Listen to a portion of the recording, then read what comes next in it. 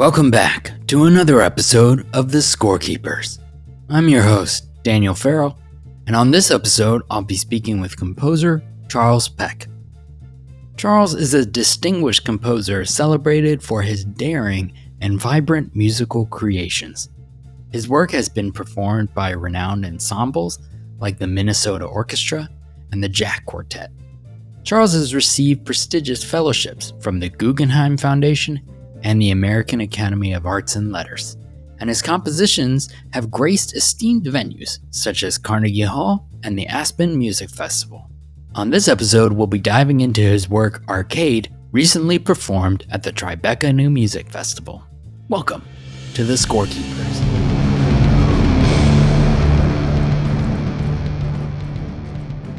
Welcome to the show, Charles. Great to have you here. Thanks for having me. Congratulations on your recent performance of your piece Arcade at the Tribeca New Music Festival and for winning their 2023 Young Composer Competition. Thank you. Yeah. I was wondering if you can tell our audience a little about that competition and the festival you attended. Yeah, they run that competition every year, I think, and the submission is pretty open. I think that you can submit like a chamber work up to maybe like 5 or 6 players. And so I submitted this piece that the Bergamot Quartet originally commissioned and recorded. And Bergamot Quartet, if you don't know, is just like fantastic young ensemble string quartet, and they're just like, they've been great to work with. Yeah, I had a lot of fun writing this piece for them. So I wanted to submit it to this opportunity, and it worked out that, they're based in New York, as is the Tribeca New Music Festival. So they got to play this concert. And so it was, it was fun to come up and hang out with them a bit more. And yeah, the Tribeca New Music Festival is like a really fun program. They do a lot of like really interesting contemporary music programming. So it was a great experience overall. I'm curious because this is their like second time playing this piece. Was there anything gleaned from it a second time through? Actually, it's probably like their like 12th or 13th time playing it. Wow. Okay. Yeah, it was. So they commissioned the piece in like 2020, right before. I think maybe like right before or right after the pandemic started. So I wrote this piece in the middle of the pandemic, and normally when I'm writing something, my best case scenario is that I get to like, workshop it with the players a little bit, see how it goes before the premiere, and maybe make some tweaks. Because that wasn't an option in the pandemic, they virtually premiered it without, I hadn't heard the piece at all. Basically, after I heard it, I like made a few tweaks, and then I was like very, very busy at that time, so I didn't have time to like make everything that I wanted. So I got this like weird relationship with the piece where I would like hear them play it once and like send them a few more like updates. So what you're hearing is probably like the third or fourth version of it, but it's like, it's been mostly the same piece, but I feel like I've gotten to like fine tune it. To me, it's like the most satisfying concert experience because I'm not nervous about how the piece is going to go at all. It's, they know it really well. I've got to hear it a bunch. So it just, it made for a really fun experience. Yeah, I was wondering if you could just tell us a little bit about the piece and the background on it. I would say, so maybe a general thing to know about my work is that I often think about how I can bring electronic ideas into acoustic spaces. So sometimes that's like trying to make an ensemble replicate an electronic sound, like a filter sweep or something like that. But other times I'm sort of trying to capture some of the virtuosity that you can accomplish with electronics that sometimes is very hard for players to do. And so with this piece, that latter part was sort of my focus. I was thinking about the sort of speed you can get with electronics, moving through ideas. And so the pace of harmonic change that happens in this piece is like crazy. It's like every 16th note, there's a new chord, and the players often like double bow each of those 16th notes. So it's just like this, hopefully torrent of harmonic and rhythmic energy. the idea arcade to me was like, as I was like building out this material, it's like, this feels like that barrage of Sound. sensory overload, sounds and lights and everything trying to grab your attention. So that's like what all the material is built around, that kind of intensity. Like you mentioned, a lot of your recent work, including this and vinyl, is about translating those electronic ideas onto acoustic instruments. What kind of got you inspired to go through that direction and to do that? Well, I've always loved electronic sounds, and I've in a real sense, I really still very actively like listening to electronic music. But I think sometimes I'm frustrated by the process of assembling that, not knowing what the concert hall is going to be like. Sometimes you're shipping out a piece where you can't be there for any of the rehearsals or the concert, and you can't help run a max patch or any of these other electronic difficulties that sometimes come up. So I really love the sounds, but I feel like there's these like roadblocks still to making that kind of music in a concert space, in a concert hall kind of space. And so the solution for me has been to really like try to take those sounds that I really love and make sure that they can still happen. And the first piece I did, was sort of like my main impetus, just that what I just described, that was the goal. But as I've been doing it, I have found that the transition to bring these sounds back into live players is they can add all this like musicality and nuance and physicality, energy that you can't get with electronics. So to me, it's like been a bit of a discovery. Always, every piece, I feel like there's new elements to this interplay between those two worlds that I'm kind of still diving into. Yeah, and it's fascinating, like hearing, like in arcade, there's a cello like harmonic like you have, kind of sounds like ring, ring. Like it's interesting how you have emulated some of these effects and some of these techniques, and it's noticeable, I think, as well. That you can hear it like immediately, like, oh, that's exactly that. I was curious with arcade, when you first wrote it back in 2020, 2021, what was the process like for writing it? Like what did you start with? How did you develop out your ideas? Oh, I should have had my I don't have my manuscript paper here, but for the piece, I have these like huge streams of chord progressions because the harmony changes so quickly. I just like wrote these it's like all these like theory games basically. So for example, there's two of the ideas I might talk about. One is like there's a chord progression that again changes every 16th note, but the inversions and the quality of the chords changes each of those 16th notes. And then the other one, everything that happens is in parallel motion in a major chord. So vertically, it's like one major chord happening every 16th note, but the chords are changing so constantly that it doesn't feel like you're in a particular key. Actually reality is like tritonal because there's three different keys happening simultaneously. I would write a bunch of these streams, and as I'm like writing them, I realized that some of the qualities I would put into those streams of chords would shape the feel of it more than the minutia that sometimes writing a chord progression feels like.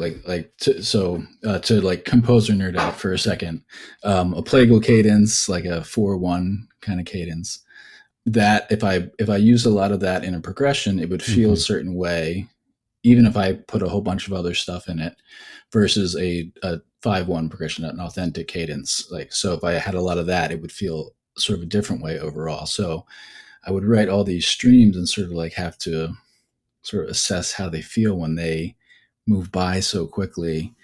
So it was kind of like it was about sort of writing what I thought was a good chord progression on its own right, but then also feeling what it's gonna be like at a crazy speed. Right.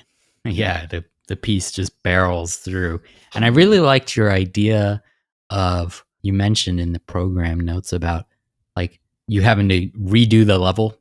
And it was almost kind of like a variations, you would go back and then the same idea presented again with a different underlying rhythm or some sort of variation to it. I was wondering if you could talk a little bit about that idea. Yeah, it's kind of an interesting formal idea for music, I guess, but like feels very natural to an arcade. Right.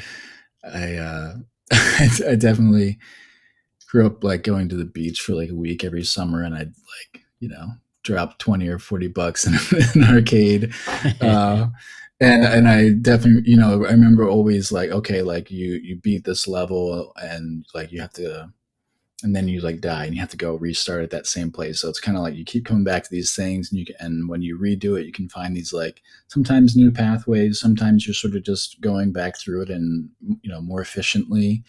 And so I liked the idea of like the structure of the piece catering to that same experience instead of like just having sort of like an arch form. Fantastic performance and amazing to hear. And it was cool hearing vinyl as well, and the similarities in what you were talking about with the electronic ideas. But I also wanted to talk on, I know there's not a lot you can talk about with it, but you were recently awarded a fellowship with the Guggenheim Foundation for new work. Can you talk a little bit about how that opportunity came about for you? Yeah, that is something that it's like a really great support. Sometimes you get these like really small grants and they have like really specific things that they want you to do with it, but like every little bit helps you make the art, so you do those things happily. But the Guggenheim Fellowship is like a large chunk of money to just do your work for a year. So it's it's a really great opportunity. You can't do it until you're finished your doctor, or until I guess unless you're not in school. You don't have to do a doctorate, but you just have to not be in school. So I applied for it like the year after I finished my dissertation. So I was super grateful to have that. I submitted, kind of like a portfolio of, I think like 3 of my best works. So then the goal for that is to sort of like do a big project with that year. And so my project is going to end up running into being about a year and a half. One of my most exciting things I've ever done right now. So I'm very hyped about it. I know there's not a lot of stuff you can talk about with the piece itself, but if you can shed any light, that'd be awesome to hear it. But I was just wondering, because it is a bigger work than arcade, what your process has been like approaching that. Oh yeah, I'm very happy to tease it. I'm super, like I said, I'm very excited about it, and like I'm sort of still assembling the piece, so I still have some heavy lifting to do, but the idea is something that I feel like has been something in retrospect that I've been like pushing towards with all the things I just talked about earlier about how my work has been. I love electronic sounds and I love what acoustic instruments can bring to the table, and been, trying to find a way to make electronic sounds has been sometimes difficult in terms of like its reliability and accessibility to non-tech people, non-tech performers. And so this piece is a whole project that's, basically I can describe as a video sampler. So a sampler is something where you can like take these short clips of sounds and basically use like a MIDI controller or something to trigger those sounds. So if I could take this recording of my voice that I'm speaking right now and plug it into a keyboard and trigger every word that I'm saying with the keyboard. A video sampler just means that I have video tied to that experience as well, so that I could trigger these short little video clips. So with this piece, it's a piece for percussion, string quartet, and video. And all the percussionists and the string quartet are all gonna have recorded a fair bit of material already. It's still a little bit more to go, but they're gonna record all these short audio clips of them playing. So all the sound that's gonna be in this video is gonna be live musicians playing sort of unedited, but I will sample them. So we're going to glitch through all these sounds. So I'm now like have like the live element in the video, but I'm able to control it electronically. We're going to move through things very, very quickly. So I have like the electronic palette and capacity for virtuosity in the piece. And probably maybe like the other thing to say about it is that part of the reason I'm so excited about it is that I was working with these videographers who had these like LED tubes, like these 4-foot and 2-foot LED tubes while I was recording the piece, or while I was like shooting these sample. And I was just like, oh, all right, let's try to see if we can work those into one or two of these shots. And it turns out like I have them now in all the shots, and it's like a key part of it. So like to give you a sense of what is happening in the video that I think makes it special to me is that there's a lot of motion built in, and the lights are a way of sort of showing that motion. So one of the setups that the video is showing is like these 8 snare drums in a line. And so you're kind of just looking at a wide shot of all these 8 snare drums. They're all different drums tuned a little differently. And the percussionist is going to play a bunch of techniques at each of those drums. And there's an LED bar in front of each of the drums. And so what's going to happen live is that she's going to glitch between these 8 drums really quickly. So she's going to move across the screen, sort of, sonically, but also visually, and the lights are going to sort of highlight that. And so it became this like, okay, I can see the motion here. And then I like, once I did that shot, I was like, now I have like all these other shots. There's like a cymbals, like where she plays 8 different cymbals on a stand. And there's a LED tube that's, horizontal on the same plane that the cymbal is. And at like the bottom of the stand. And then as she plays through these 8 cymbals, that LED tube spins around the cymbal stand and up.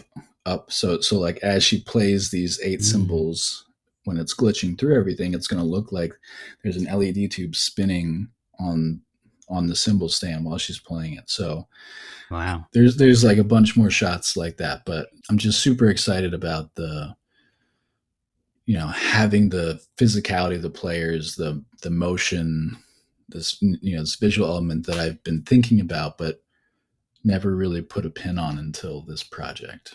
And is there a live component? Like, are they going to be playing with the video as well, or? Yeah.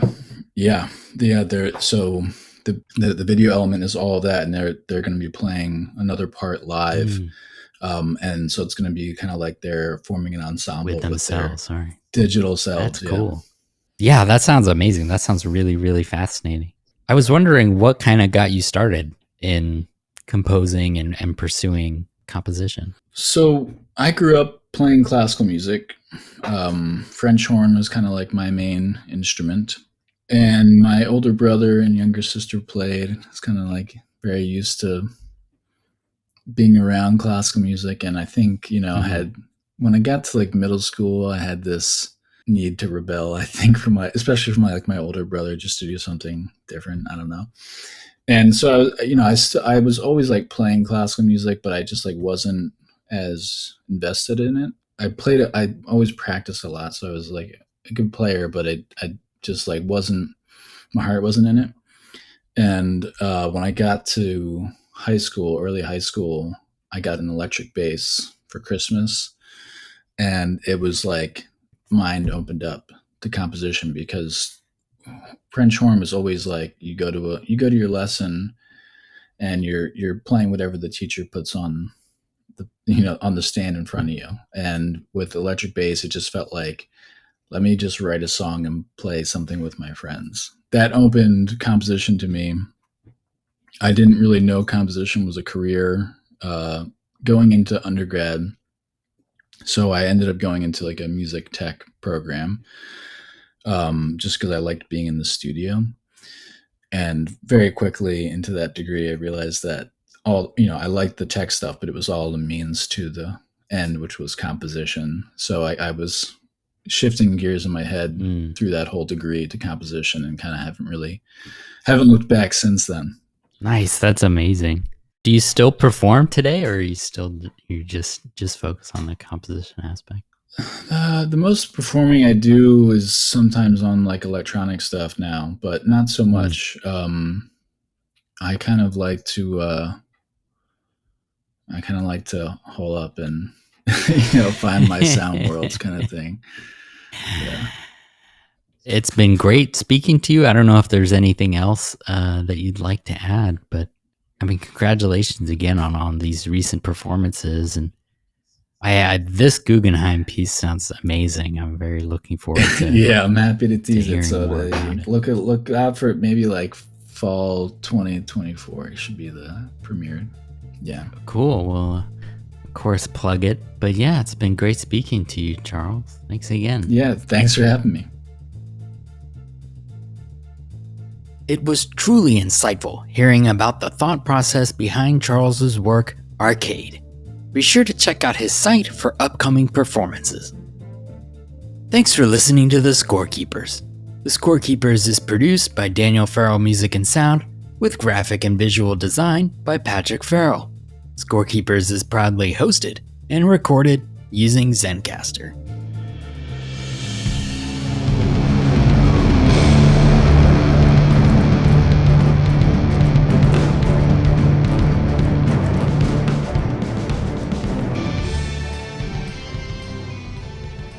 Make sure you subscribe to hear new episodes of The Scorekeepers wherever you listen, and be sure to rate and review this episode to help us find new listeners. Thanks for listening.